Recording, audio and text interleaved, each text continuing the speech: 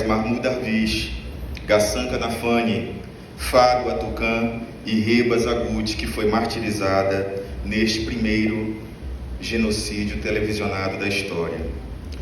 Senhoras e senhores, o primeiro livro a ser lançado nesta noite tem o título de Sumud em Tempo de Genocídio, escrito pela psiquiatra palestina Samar Jaber, que nasceu em Jerusalém Oriental e atua nos setores público e privado em Jerusalém, na Cisjordânia. Desde 2016, ela é chefe da Unidade de Saúde do Ministério da Saúde da Palestina e já lecionou em diversas universidades palestinas, afiliada à Universidade George Washington, no Departamento de Saúde Mental Global, como professora clínica associada de Psiquiatria e Ciências do Comportamento. Escreve extensivamente sobre as consequências traumáticas da ocupação israelense na saúde mental dos palestinos desde 2000, sendo consultora de diversas organizações internacionais para o desenvolvimento, planejamento e implementação de programas relacionados à saúde mental e aos direitos humanos. É também cofundadora da Rede Global de Saúde Mental da Palestina e orientadora do Protocolo de Istambul, um manual para investigação e documentação eficazes da tortura e de outros tratamentos cruéis, degradantes e desumanos.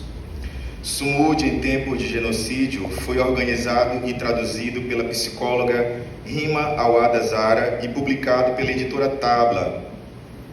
Ele reúne alguns escritos da psiquiatra Samar Jaber produzidos ao longo de 2 décadas e publicados em diversos meios. Em diálogo com Samar Jaber, foram escolhidos para a edição brasileira 6 temas principais que nortearam a seleção dos textos, em meio a uma infinidade de possibilidades e uma produção prolífica. São eles: a ocupação é um problema de saúde mental, o trauma colonial e intergeracional da Palestina, psicopatologia desencadeada por prisão e tortura, resistência e resiliência, Gaza, e sobre solidariedade. A obra nos introduz ao conceito de Sumud, muito peculiar da realidade palestina e por isso não traduzido. A palavra cunhada pelos palestinos expressa a própria essência desse povo. Como diz a doutora Sama em um dos textos, Sumud não significa apenas a capacidade de sobreviver ou a habilidade de se restabelecer para lidar com o estresse e a adversidade. Sumud é disposição de manter um desafio inabalável, a ocupação e a subjugação. Sumud não é uma característica inata ou a consequência de um único evento na vida, mas um sistema de habilidades e hábitos que são aprendidos e podem ser desenvolvidos. Boa noite a todos, senhores presentes.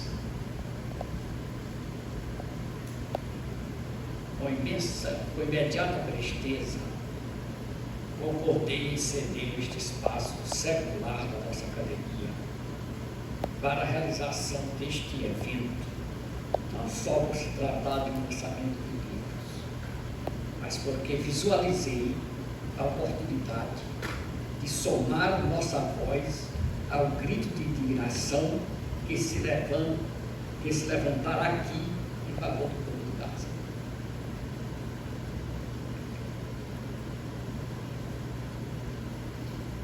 Inicio falando, aliás, vai citar um pequeno trecho do poema de Slava Siboska. Era para já não ocorrerem algumas desgraças.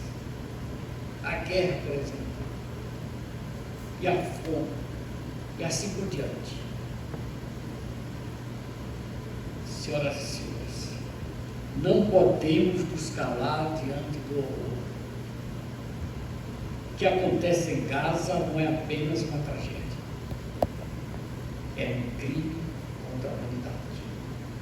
O povo inteiro é massacrado sob o olhar inerte da comunidade internacional, enquanto direitos fundamentais são esmagados pela brutalidade da guerra.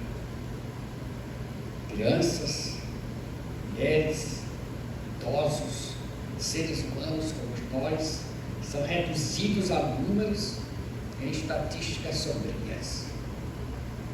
hospitais são destruídos, os suprimentos básicos são negados e a vida se torna um privilégio raro em um cenário de destruição. Isso não é autodefesa, isso é extermínio. Quando os senhores leem esse diário de casa, vão ficar horrorizados de tantas tragédias que aqui estão. O juiz de família costumava dizer que os processos da família eram todos molhados de lágrimas.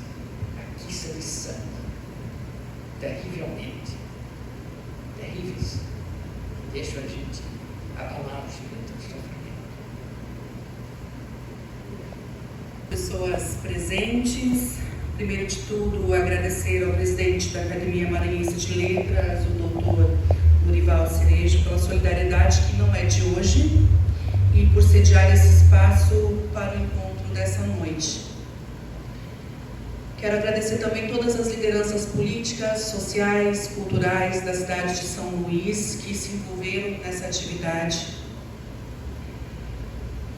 E agradeço também, é claro, ao professor e poeta Janderson Mafra, não apenas pela organização do evento, mas pela solidariedade tão resoluta à Palestina e a todas as denúncias que você tem feito nesses anos todos. E ao meu editor e companheiro que está aqui na mesa, meu companheiro de jornada de solidariedade, de luta, o Rafael Domingos. E que bom que podemos estar juntos, conversando nesta oportunidade sobre como nós podemos produzir e construir esperança nesses tempos tão sombrios e conseguir fazer a transmutação dessa realidade que a gente vive, que é tão grotesca. Eu sou uma escritora e uma psicóloga árabe brasileira com preocupações políticas e humanitárias, com um trabalho político humanitário há mais de 10 anos, tanto na psicologia quanto na literatura. E fui convidada a partilhar as minhas reflexões, o meu trabalho com os livros e as minhas angústias também com vocês, que como eu, estão aflitos e aflitas diante do primeiro genocídio televisionado. Há uma grande ferida aberta, né? E o sentimento é de que os valores humanitários que alicerçam as nossas expectativas quanto ao funcionamento de um mundo mais amistoso foram totalmente ameaçados, impactados pela crueza das cenas mais atrozes, imagens diárias de um cru trucidamento de um povo, imediatizadas em tempo real. Então é bom começar entendendo que a questão palestina é uma questão colonial. E esse colonialismo ele se expressa de diferentes modos ao longo da história.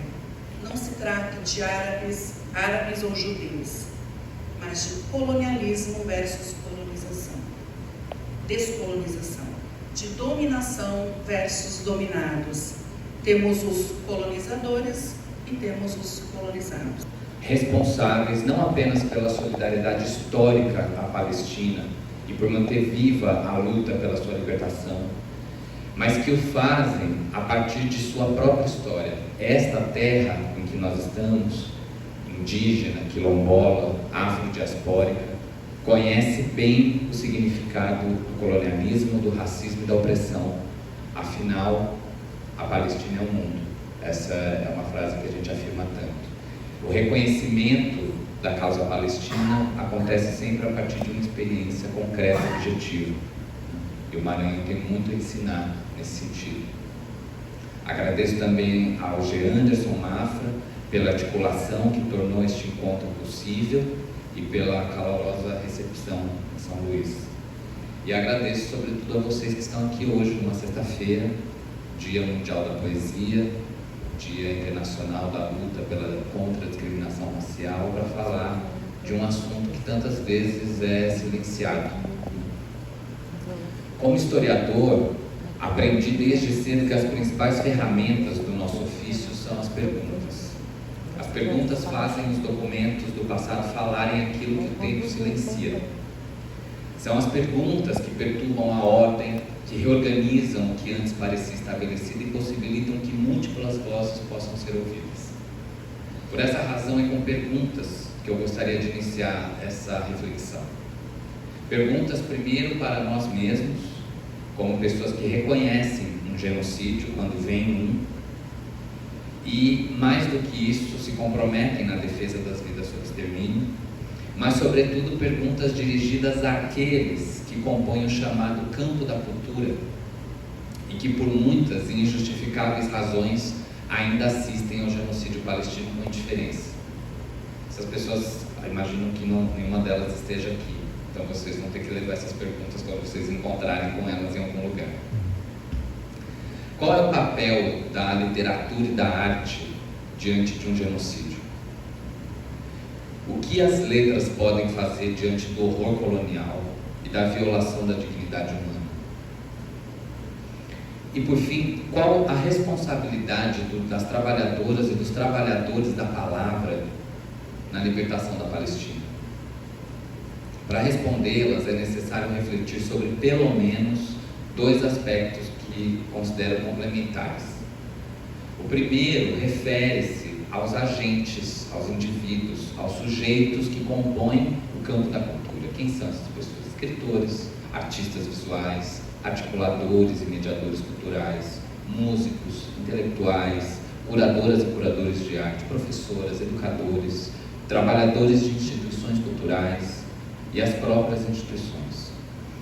Uma breve análise do comportamento desses indivíduos neste momento revela uma limitação ética e moral flagrante. Uma parte significativa do campo progressista ou democrático brasileiro adota duas posições no debate público, ambas igualmente nocivas. A primeira delas é o silêncio. Sobre isso, há pouco a dizer, pois seria redundante refletir sobre o significado do silêncio quando ele parte de sujeitos que, por definição, são agentes da fala e da comunicação, seja escrita, oral, corporal ou visual. O silêncio não é uma ausência de posição, mas talvez a mais poderosa forma de consentimento e cumplicidade. Quando José Saramago, um dos maiores artífices da nossa língua, afirmou que, abre aspas, um dia se fará a história do sofrimento do povo palestino e ela será um monumento à indignidade e covardia dos povos, fecha aspas. Ele se referia exatamente ao silêncio que consente e ao legado indigno que este silêncio é capaz de produzir. Esse silêncio é mais que uma mera omissão. É um ato político de colaboração com o opressor. Na esfera cultural, onde o discurso, a linguagem e a arte participam do processo de elaboração de consciências, o silêncio é cúmplice.